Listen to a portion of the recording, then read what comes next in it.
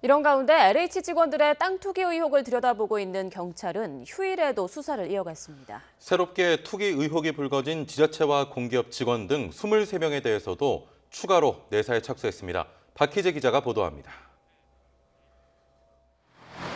LH 직원들의 땅 투기 혐의를 들여다보고 있는 경찰은 휴일을 맞아 소환 조사 일정을 조율하는 데 주력했습니다.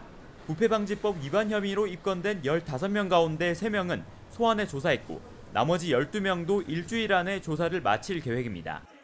앞서 소환된 LH 직원 3명은 내부 정보를 이용해 투기했다는 혐의를 부인한 것으로 알려졌습니다. 경찰은 이들의 진술과 그동안 압수수색에서 확보한 자료를 비교하며 사실관계를 확인한 것으로 전해졌습니다. 이와 별개로 경찰은 정부 합동조사단 2차 조사에서 투기 의혹이 불거진 지자체 직원 등 23명에 대해서도 추가로 내사에 들어갔습니다. 대상은 광명시청을 비롯한 기초지자체 공무원이 18명, 지방 공기업 직원이 5명입니다. 농지를 매입한 경우가 가장 많았고 최근 2년 사이에 주로 거래가 이뤄진 것으로 파악됐습니다.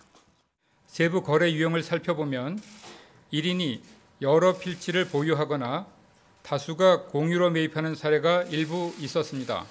내사가 진행 중인 공무원들의 근무지가 모두 경기 남부 지역인 만큼 LH 관련 수사가 이뤄지고 있는 경기 남부 경찰청으로 배당될 가능성이 큰 것으로 알려졌습니다.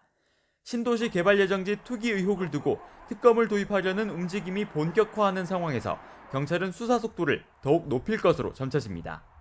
경찰은 의혹이 불거진 직원들을 상대로 혐의 사실을 구체화한 뒤 구속 등 신병 처리 여부를 결정할 것으로 보입니다.